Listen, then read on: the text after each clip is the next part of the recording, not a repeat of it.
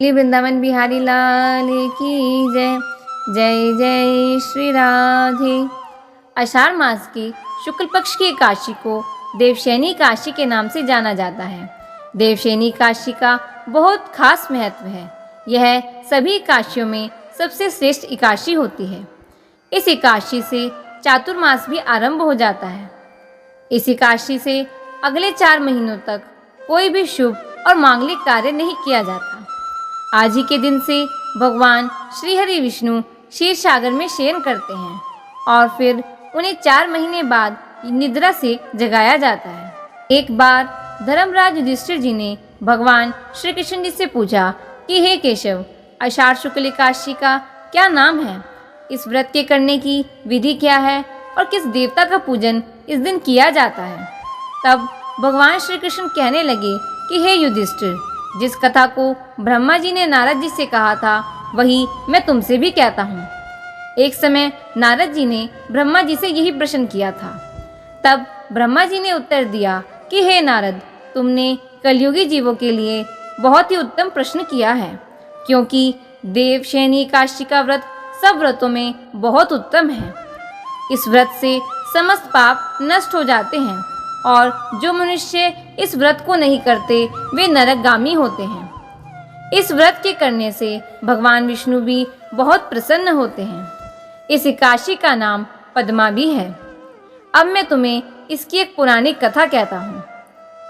सूर्यवंश में मानधाता नाम का एक चक्रवर्ती राजा हुआ, जो सत्यवादी और महान प्रतापी था। वह अपनी प्रजा का पुत्र की भांति पालन किया करता था। उसकी सारी प्रजा धन धान्य से भरपूर और सुखी थी। उसके राज्य में कभी अकाल नहीं पड़ा था।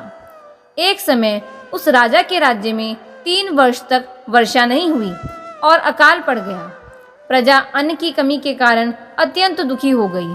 अन्न के ना होने से राज्य में यज्ञ आदि भी बंद हो गए। एक दिन प्रजा राजा के पास जाकर कहने लगी कि हे राजन, सारी प्रजा त्राही त्राही कर रही है, क्योंकि समस्त विश्व की सृष्टि का कारण वर्षा ही है। वर्षा के अभाव से अकाल पड़ गया और अकाल से प्रजा मर रही है। इसलिए हे राजन, ऐसा कोई उपाय बताओ जिससे प्रजा का कष्ट दूर हो सके। राजा मानधाता कहने लगे कि आप लोग ठीक कह रहे हैं। वर्षा से ही अन्न उत्पन्न होता है और आप लोग वर्षा ना होने से अत्यंत दुखी हो गए हैं। मैं आप लोगों के दुख को समझता हूँ। ऐसा कहकर राजा कुछ सेना को साथ लेकर वन की तरफ चल दिए। वह अनेक ऋषियों के आश्रम में भ्रमण करते हुए अंत में ब्रह्मा जी के पुत्र अंगिरा ऋषि के आश्रम में पहुंचे। वहां राजा ने घोड़े से उतरकर अंगिरा ऋषि को प्रणाम किया। मुनि ने राजा को आशीर्वाद देकर कुशल क्षेम के पश्चात उनसे आश्रम में आने का कारण पूछा। राजा ने हाथ जोड़कर विनीत भाव से कहा कि हे भगवान, सब प्रकार से धर्म पालन करने पर भी मेरे राज्य में अकाल पड़ गया। इससे प्रजा अत्यंत दुखी है। राजा के पापों के प्रभाव से ही प्रजा को कष्ट होता है, ऐसा शास्त्रों में कहा गया है। जब मैं धर्मानुसार राज्य करता हूँ तो मेरे राज्य में अकाल कैसे पड़ गया? इसके कारण का मुझे अभी तक कुछ पता नहीं चल पाया। अब मैं आपके पास इसी संदेह को दूर कराने आया हूँ।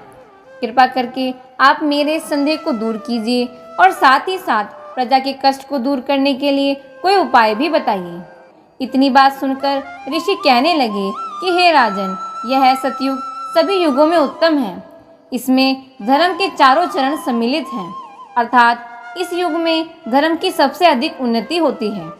लोग ब्रह्मा की उपासना करते हैं और केवल ब्राह्मणों को ही वेद पढ़ने का अधिकार है।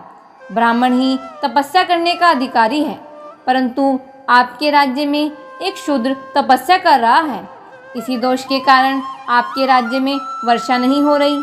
इसलिए यदि आप प्रजा का भला चाहते हैं तो उस शूद्र का वध कर दीजिए। इस पर राजा कहने लगे कि महाराज, मैं उस निरपराध तपस्या करने वाले शूद्र को किस तरह मार सकता हूँ? आप इस दोष से छूटने का कोई दूसरा उपाय बताएं। तब ऋषि कहने लगे कि हे राजन, यदि तुम अन्य उपाय जानना चाहते हो तो सुनो। आषाढ़ मास के शुक्ल पक्ष की देवशयनी नाम की एकादशी का विधि पूर्वक व्रत करो।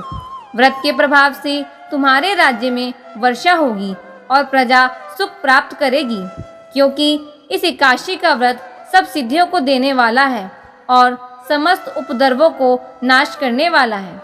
इस एकादशी का व्रत तुम प्रजा, सेवक और मंत्रियों सहित करो।